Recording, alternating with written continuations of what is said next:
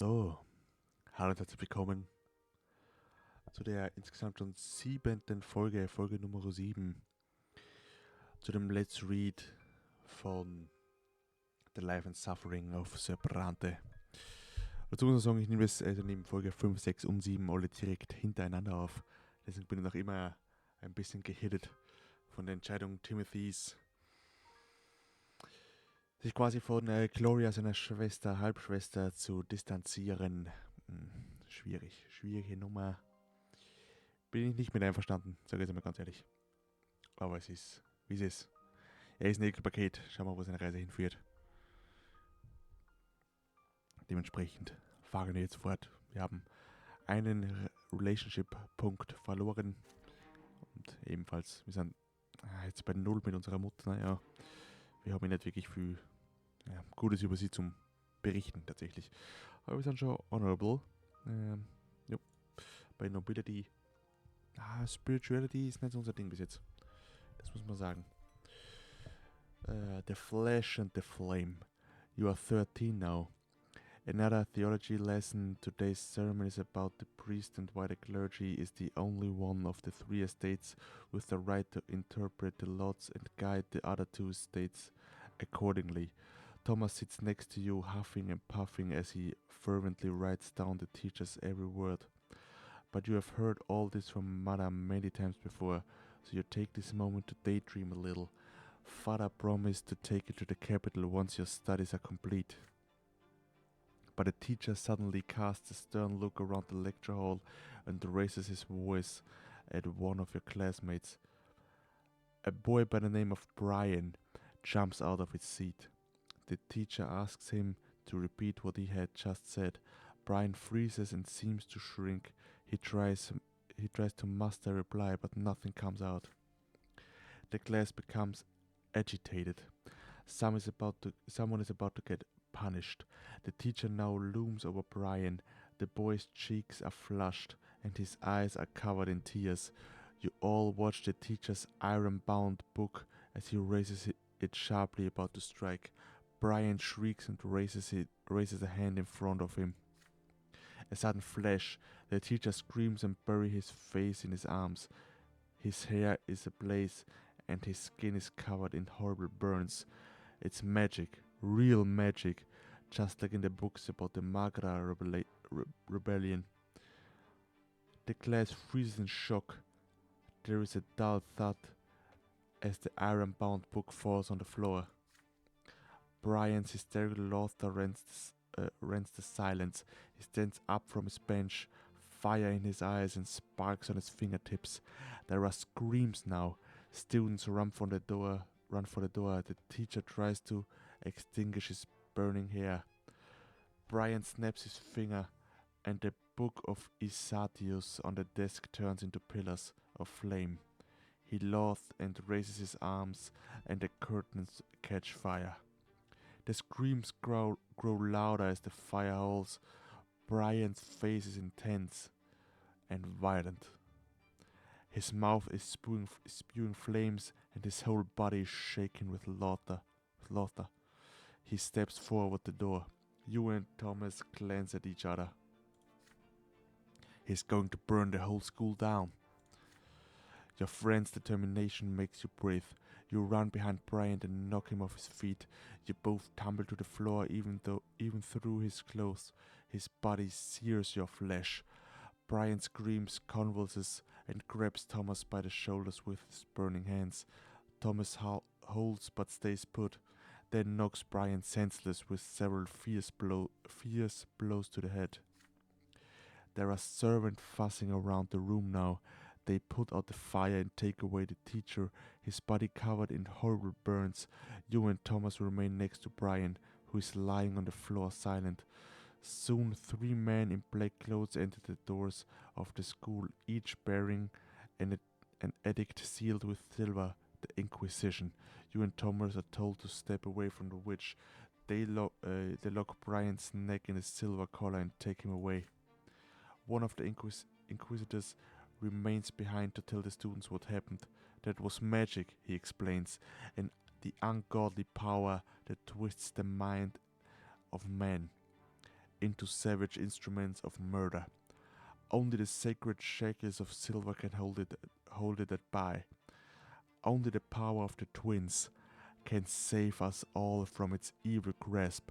The next day you are forbidden from ever mentioning Brian's name again. He is no more. Fortfahren. Oh, brutal gute Beziehung mit dem Kollegen Thomas. The nobleman's lot. Great day looms ahead. 100 years ago, Uther Tempest was anointed to rule over the empire. Blessed by the twins themselves, the emperor's reign continues into its second century. Celebrations in honor of the Tempest dynasty are held throughout the city, and the school is closed for 2 weeks because of that. One of these evenings, father tells everyone that grandfather is going to bring Stefan back home for the holiday. They say families should celebrate the day of anointment together. You could benefit from your elder brother's company. With his noble education, Stefan might be able to teach you how a noble men are supposed to act. Soon, Stefan arrives. He now handles himself differently. When it comes to ordering servants around and ignoring Gloria, he is still grandfather's double, but he is more grown up now and far less haughty to you. It's a dark winter evening. A damp cold wind swept through the city from the barren lands of Magra. You and Stefan are sitting in the library. He is telling you all about Eterna, the capital of the empire. It is full of many wonders: the imperial palace, the enormous temple of the twins, the military academy, the imperial college. You have read so much about these places, yet he has seen them firsthand. Nathan enters the library. He looks concerned. I can't find Gloria. I looked everywhere. She's not in the attic, not in the sitting room, not in the kitchen. I heard she wanted to sneak off to the ruins of Charmilanida's palace. She could be lost in there. You and Stefan exchange looks. Charmilanidas, the rebellious duke. The ruins of his palace are a dangerous place. Some children claim his tainted magic still lingers there, which means you absolutely have to make your way there and back again to prove you are not afraid of the long-dead witch. Your brother tells you to wait. He leaves and soon returns with his sword in its sheath. Wurscht. Get ready, Timothy. We are going to rescue Gloria. She must have gone to the ruins in search of inspiration for another one of her little rhymes. The two of you instruct Nathan to tell your parents you have gone for a walk in the square. You and your elder brother head outside. You are confused by Stefan's actions. He refused to treat Gloria like a human being, so why is he still determined to rescue her? Stefan notices your expression. You are wondering why I care about Gloria all of a sudden? I can't act in any other way, can I? The law of honor compels me to protect my family. Gloria will never be a Brante, but father still took her into our house. I must respect his seniority and defend Gloria like she's one of our own. You are a Brante too, noble or not, which means it is your duty to aid me. The ruins of Charmilanida's palace span an entire district. The palace was abandoned centuries ago, and its remnants are overgrown with thick underbrush. The ruined palace is empty, nothing but cold wind blowing over crumbling brickwork. Even the worst scum of the land steer clear of this place. You make your way through the ruins until you spot scattered sheets of paper covered in writing. Your sister's writing. You hear loud laughter coming from behind the dilapidated stone wall nearby. You pull yourself up to peer over it. Gloria is lying on the ground, face down, twitching and sobbing. A gaggle of drunk young thugs surrounded her, crackling and swinging their arms about. You hear their shouts. Look at the lass sitting here rhyming words together. She thinks she's all noble, but don't you worry, lowborn tart. We are gonna teach you your place. One of the loud spits at Gloria as she lies there. God, Schweine. Get away from her this instant. You bastards! Oh, I'll spill your guts. They respond with mocking laughter. Stefan draws his sword. The street thugs recoil in fear, but they soon notice that he's only one-armed man against many. They start reaching out for sticks and stones. Stay by my side. Don't let them flank me. Stefan's hand shakes, but he looks ready for the battle. He's outnumbered for a moment.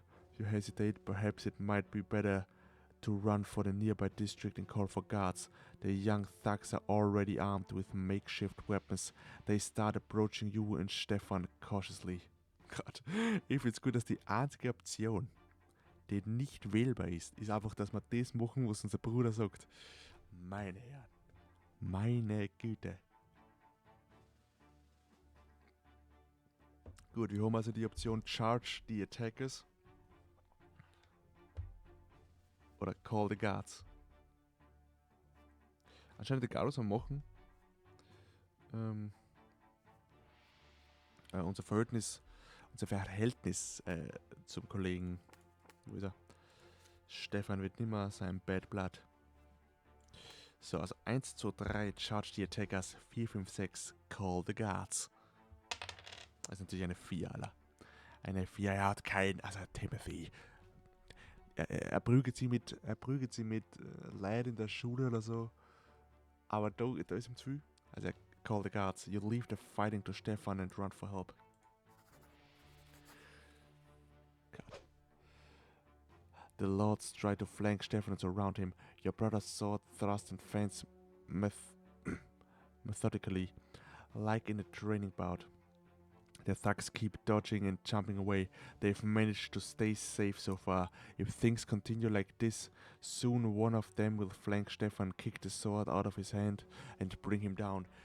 The ruffians are paying no attention to you, however. Stefan slashes with his sword. One of the young men falls. The other rush at your brother. You get Gloria back on her feet as she stares at you in astonishment. It's time to find the guards. You find guards dressed in the Archduke's color patrolling the nearby district. You tell them that a gang of low-born thugs have assaulted a young nobleman, but when you make your way back, the loud's bodies are already fading away. Stefan is on his feet, his sword sinking in the last foe standing. He's smiling at you faintly, then his eyes roll back in his head and he collapses. The guards help you bring Stefan back home. Grandfather sends for the doctor the moment he sees that his favorite grandson is unconscious.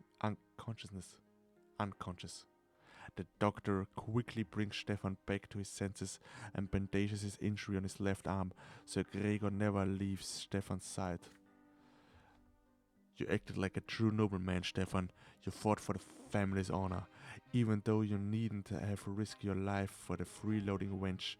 The burden of a nobleman is a tough one to bear. We must obey our lot so that the lowly estate may toil for theirs. But when the low-born scum grow insolent, we must be there to put them in their place. Now I fully believe that thanks to you, the Brante name will be written in the blue book, my boy. Your deeds will forever be remembered in our family's blood tide, and all of us will be there. You, your father, all of us. Words cannot express how proud I am of you.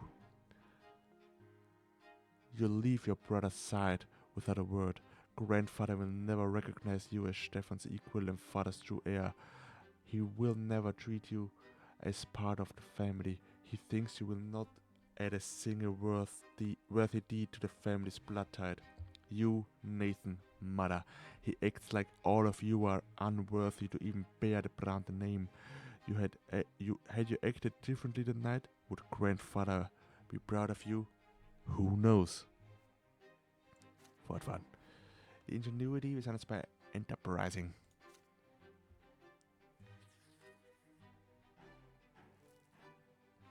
Die Poets. This event is a consequence of your previous actions. Wir haben die Conditions met. Wir haben die notwendigen Auflagen erfüllt. Und das Ergebnis kommt jetzt. So. Poets. Today you and Thomas are to explore the streets of the Castle District. You delve deep into the district, right to the old siege walls of Anizote. The city needs these walls no longer. There are no more enemies left for the Empire to fight. Since the twins descended and chose the Tempest dynasty to rule the Empire, it has spread from sea to sea, bringing its rule and peace for many generations. The two of you gaze in awe at the old charcoal black marks on the former fortress walls. They say magic wielders during Char Milanida's rebellion could conjure gods of fire with their own hands. The rebellious duke fought against the emperor and the church of the twin gods in the days of yore, but nothing remains of his rebellion, now save for scorched ruins and parched land throughout Magra. You and your friends study the old walls, daydream about the battles that took place here during the rebellion, but then you hear a muffled voice coming from somewhere below the ground. You look around and find a hole in the brickwork where the sounds are coming from. Naturally, you take a peek. You see a half-ruined hall built below the ground and a handful of young men and women standing there in the dark. They look a little bit older than you and are wearing plain shirts and dresses. A young man is standing on a piece of crumbled wall reciting some of its poetry. It tells the story of a noble man who fell into a puddle thanks to his gaudy cloak, and none of his noble bearing was any of help. He ends it with a farcical bow. You hear applause and laughter. He gets down from the crumbled wall and a young girl takes his place. You cannot see her face in the darkness, but hers is a voice you could recognize anywhere. It's Gloria. Your sister begins to recite a poem she has written. Nay, Gloria, yours in no proper life. You are to be a mother and a wife, except the kitchener prone for a gag, and lo another voice now takes a crack. You are straying from your lot, you've got some nerve. Eyes down and be obedient and serve your husband, children, house. They are your absolute. Nay, Gloria, you are but a rotten fruit. You lean down to hear her better, but sand and stones fall from under your feet into the hall ground. Gloria looks up and meets your gaze. Thomas pulls you away from the hole. So they are reading poems. Imagine that. They are sure hate nobles, and even Gloria. I never thought your sister could do that, but they are sure gonna get in trouble if they get spotted by an adult. Bad-mouthing a noble will get you flogged into next week, not to mention all the trouble you can get into for writing poems if you're a commoner. You'd better tell your sister to lay off. We'd better stay away from that too. You nod. Being around these people puts Gloria in a great danger, but you know your sister. It will not be easy to tell her this. Your adventure in the castle district is done for the night. You and your friend return home. During dinner, Gloria will not look at you. Her hair is all disheveled.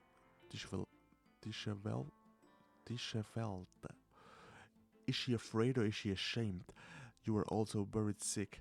These literary gatherings may spell danger for your sister, but for an illegitimate child like her, there are so few ways to forge her own path. Dinner is over. Soon you and Gloria are alone at the table. What are you gonna tell her? Convince Gloria to leave the society oder keep Gloria's secret? Was wird's werden? Timothy.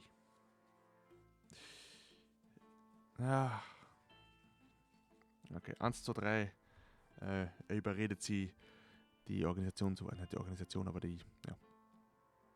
diese Gedichtschreiber zu verlassen. Oder er, also es ist manchmal, er behält Glorias Geheimnis geheim. Er hält Glorias Geheimnis geheim. So, 1, 2, 3, 4, 5, 6. Es ist eine 3. Convince Gloria to leave the society. Wer hätt's doch, Timothy, du verdammter. If anyone ever hears about this poets gathering, it could be bad for Gloria. Gloria doesn't leave the table. After a few moments of silence, you begin to speak. Only nobles are allowed to create works of beauty and joy. Written poetry is against the Gloria's lot in life, and doubtly so for poetry that mocks a noble. This secret passion may end badly for Gloria. At best she will get flogged. At worst they will cut off her right hand, making her unable to write until a lesser death causes her to be reborn. She listens to you with her eyes downcast, looking unlike the older sister you know. You keep talking. Going to these meetings with her low-born friends will damage the family's reputation, and father could even refuse to protect Gloria, especially if he realizes what her poems are about. Finally, Gloria looks up, her eyes burn with stubborn rage. You don't understand, Timothy. Me and my friends, without our poetry we don't have anything else, nothing but our abysmal daily lives. At least you can laugh about it this way. Still, you insist that Gloria cut all ties with the poetry clique. If she gets caught, all the Brantes will pay. If she doesn't care about herself, at least she ought to think about the family that took her in. Gloria twists her lips into a grimace and says you should leave. You hear no definitive answer from her. You keep an eye on Gloria for the next few days. She no longer leaves home for long. Has she stopped attending the secret poetry gatherings, or has she learned to hide her tracks? You never know for sure. Okay. Das ist schon wieder gar nicht Enttäuschung, ehrlich gesagt. Timothy. Event has happened, Gloria's secret. Alright.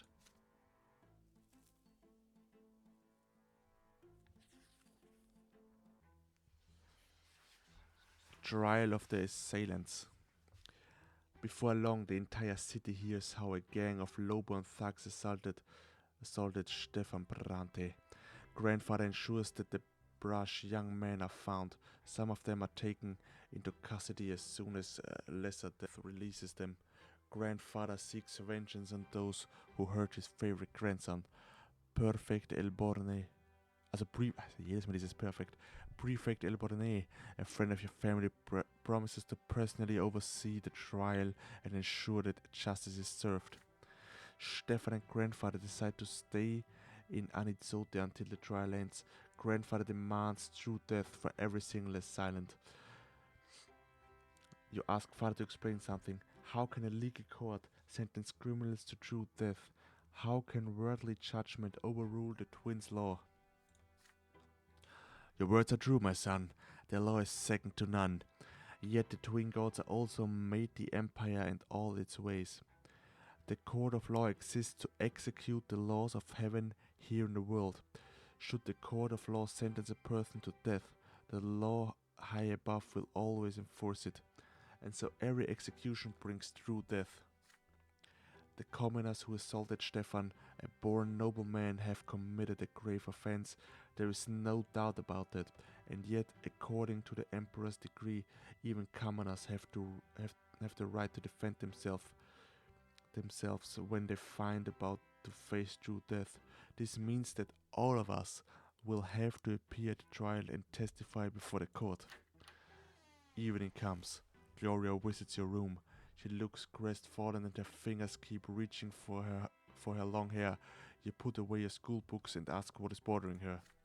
The trial is tomorrow. I thought I was going to appear there too, as eyewitness. After all, this whole mess started because of me, but Sir Robert isn't even going to mention that I was there. Can you imagine? He says it would ruin the case. Why am I always in the way? Nobody ever mentions me. Nobody has to listen to me. It's like I don't even exist. I thought Stefan standing up for me finally meant something.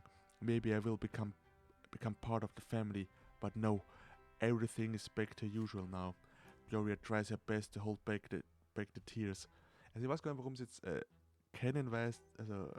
zum Timothy geht, weil er hat bis jetzt in keiner einzelnen Entscheidung bewiesen, dass er erstens pro Gloria ist und pro, dass sie mehr in der Familie integriert ist.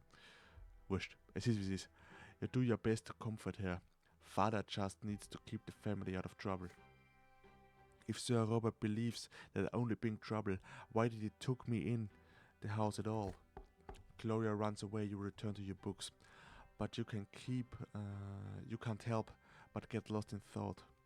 What if they told the court you weren't there either? How would you feel then? There's a knock at the door. It is father. He closes the door behind him and sits next to you. There is an exhausted look about him. Son, you will be testified before the court tomorrow. Please remember what I'm about to tell you. Gloria wasn't at the ruins at all.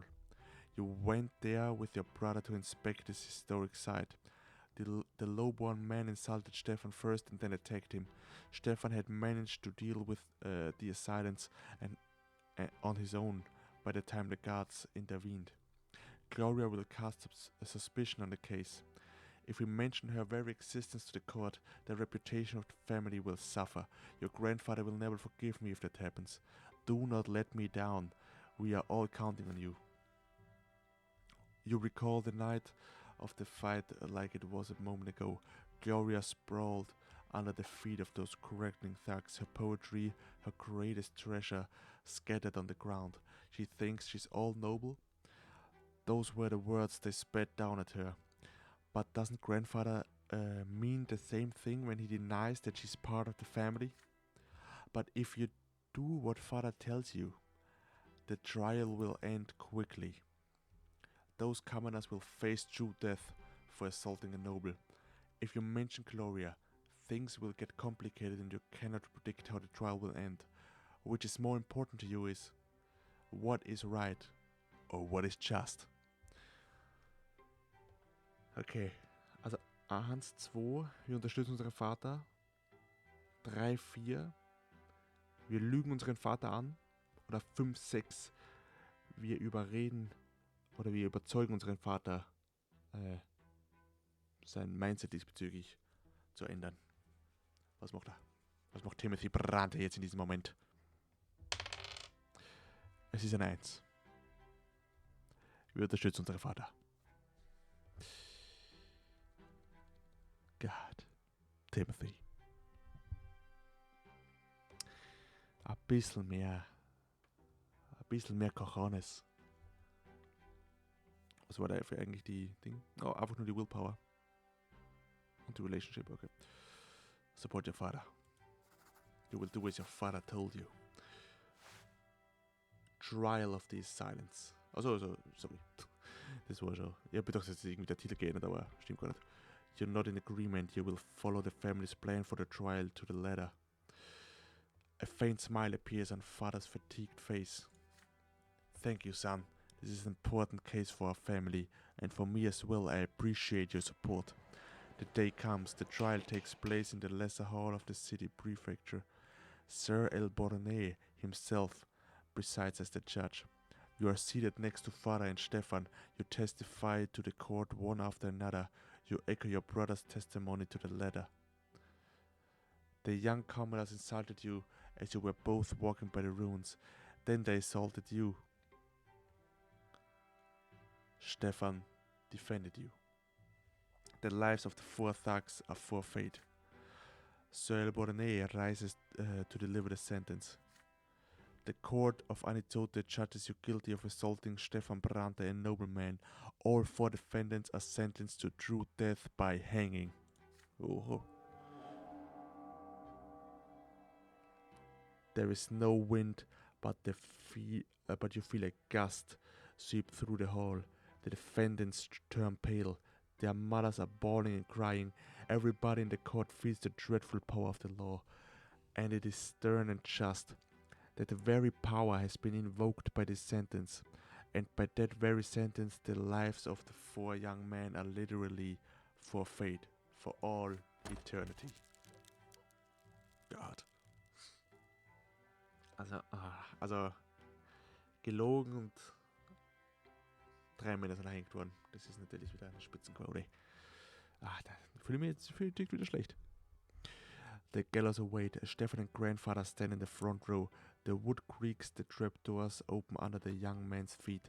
They dangle up in the air, wheezing and reaching out for support with their father with their feet in their final moments. Father lets out an inaudible sigh of relief. It is all over now. When Gloria comes back home the day after, she refuses to eat dinner and locks herself in her room.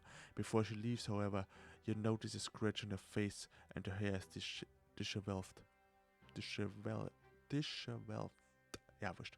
You go to the room and knock at the door, but she will not open. Then she finally replies, she has already gone to bed and you should leave. Did you do the right thing during the trial? Your sister is still being bullied. No one knows she has a family to defend her, and Gloria does not want to be defended now. Those 4 commoners saw no mercy. Their lives ended for assaulting a nobleman. What did you seek to prove with this? And to whom? Was it worth it in the end? Also, der Robert würde sagen, ja. Ach, Gloria. Sie ist jetzt nicht zwingend immer die sympathischste, aber ich meine, das war schon wieder hart. Jetzt ist die Reputation gestiegen, weil ich es machen muss. Aber Unity Disagreements, schwierig. Wir sind im Jahr 1132 angekommen. Agony. Stefan leaves soon after the trial alone. Grandfather does not go with him. For the first time in a long while, he lingers in the house for more than a fortnight. Father says Sir Gregor is ill and needs rest. Several months go by and it becomes clear that grandfather will not recover. The eldest Brante is mostly bedridden now, and some days he has trouble recognizing people. When he means to address you or Nathan, he calls you Robert, your father's name. But when he does get out of bed, the house grows empty. The servants hide, mother locks herself in her chambers. You and Nathan run outside or hide quietly in your rooms. If grandfather sees anyone in the hallway, he begins lamenting. Oh, nobody heeds the lots any longer. Any harlot with children can marry a nobleman these days. Children have no respect. His son betrayed him and let him down. And oh, how the Brante family has lost its honor. Again and again you hear grandfather knocking at mother's door, screaming that it's all her fault. He blames her for ruining his chance to find bliss in the hereafter. He blames her for dooming him to suffer at the foot of the pillar.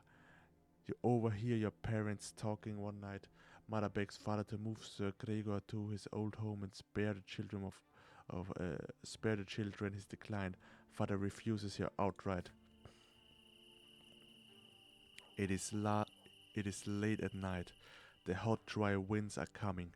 The house is empty save for you, Nathan, Gloria, mother and grandfather in his bed.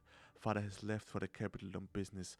You are engrossed in the history of the empire, snapping out of your reverie only when the clock strikes midnight.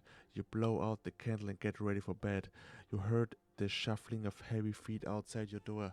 You see light in the hallway. Grandfather, what could he want in the middle of the night? You peek into the hallway once he is past. Grandfather's figure sways as he heads for the door to mother's chamber.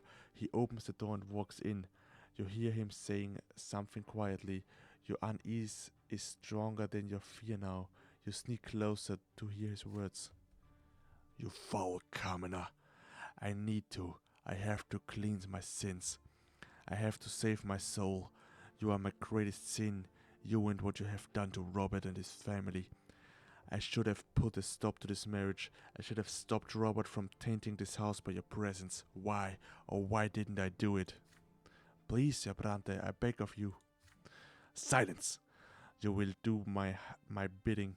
Fire will cleanse all low-born filth from this place. Fire and flame will free Robert from this disgrace.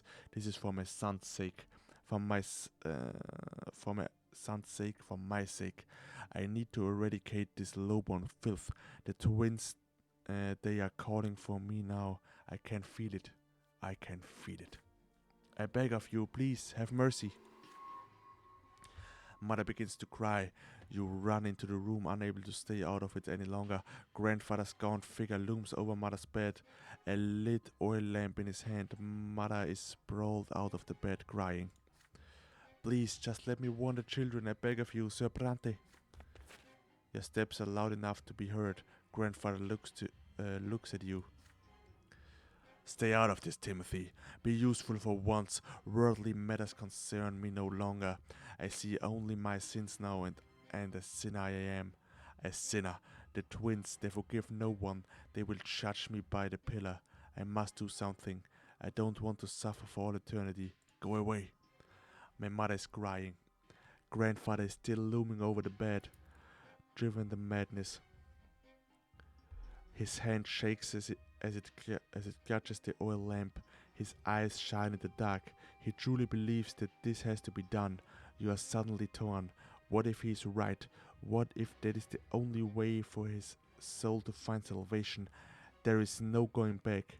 You have but a moment to act.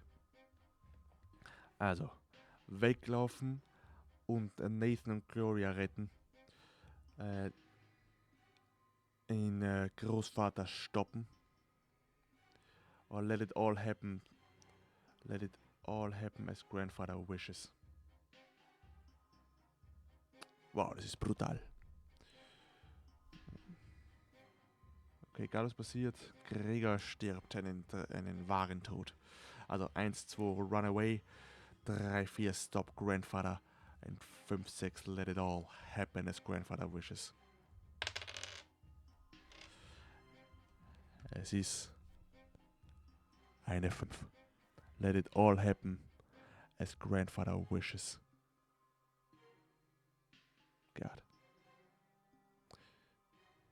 Wahnsinn. Er kriegt einiges an Personality-Punkte dafür. God, Timothy. Der Typ macht mich fertig. Letzter Schluck Wasser der Episode.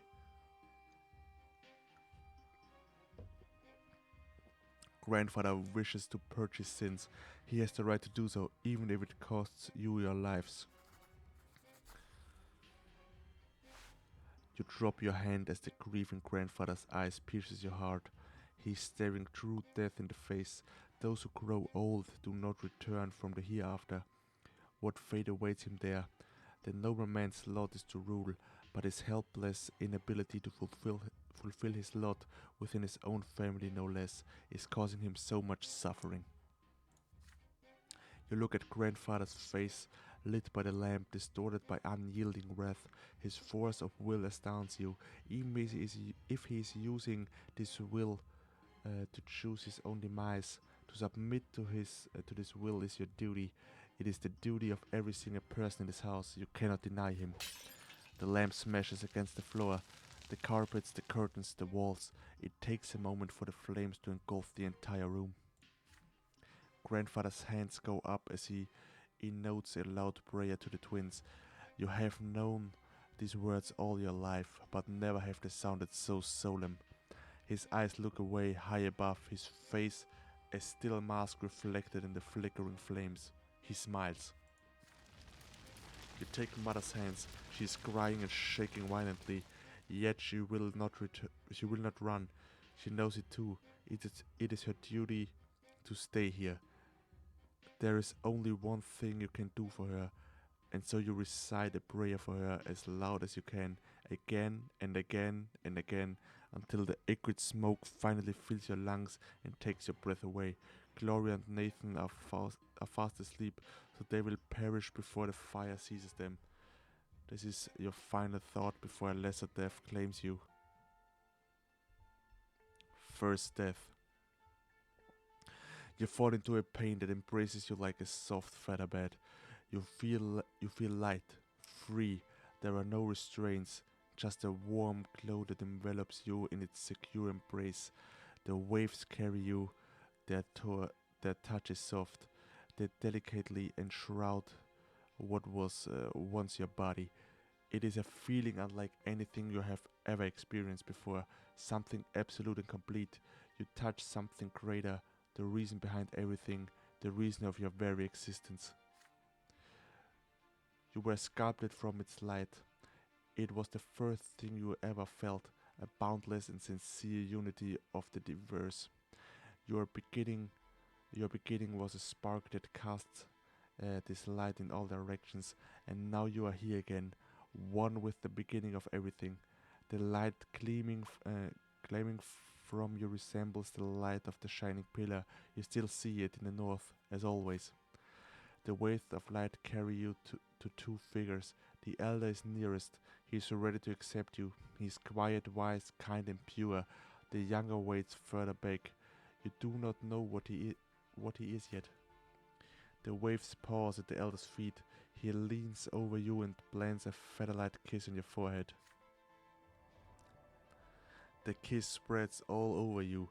You are filled with unparalleled delight and bliss. You exist. You are unique. There is no one else like you.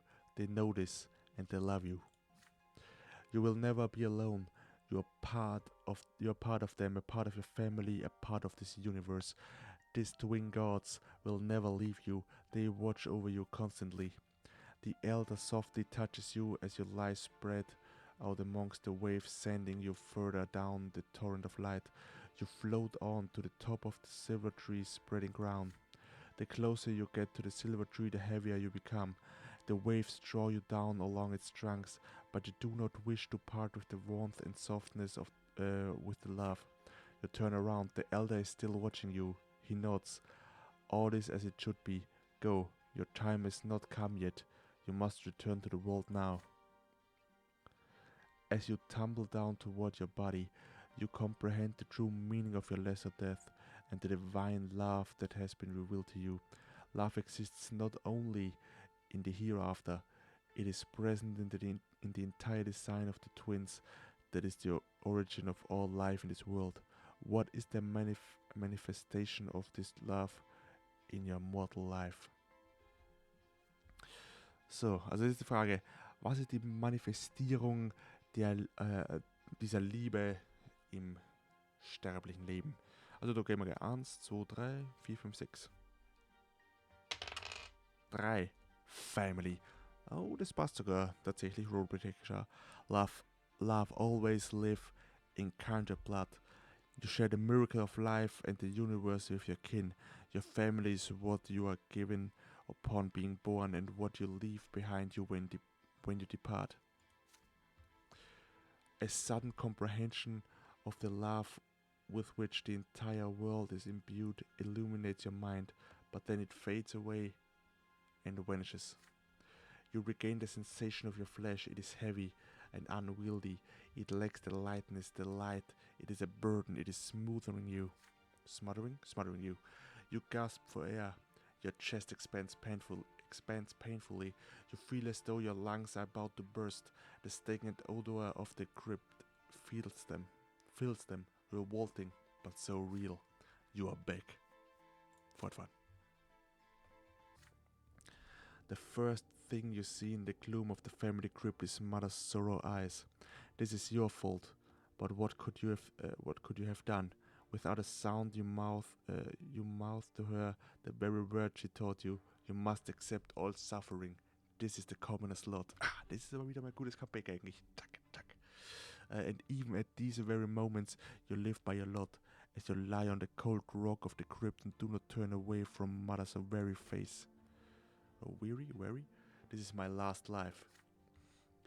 In the depths of the crypt, you find Nathan and Gloria reborn for the first time. They are shaking and crying silently. They have experienced their first death.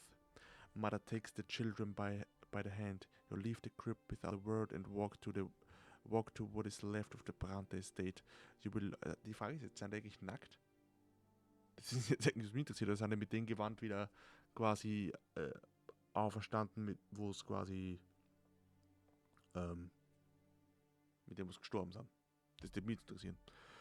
You belong to the common lot, and so you must endure the lash of fate, and it strikes again and again.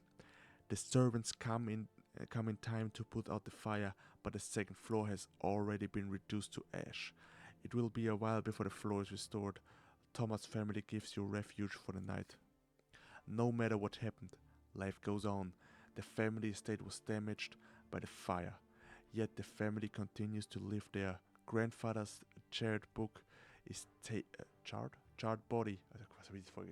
Grandfather's charred body is taken to the family crypt. Gregor Brante has died his true death. You go there to look at him.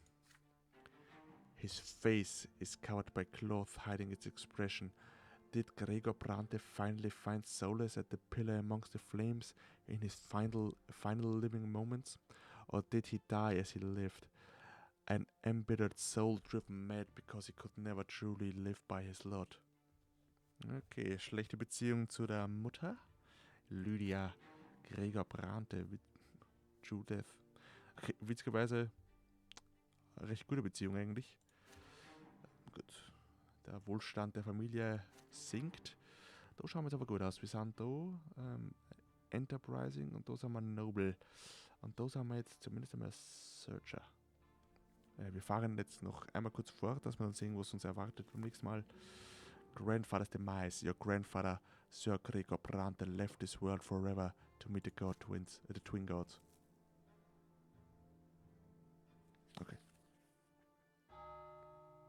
Okay. Und mit Last Respects werden wir dann bei der nächsten Folge weitermachen. Es war jetzt eine brutal lange Folge, deswegen will ich gar nicht länger aufhalten. Vielen Dank, dass ihr auch bei dieser Folge dabei wart.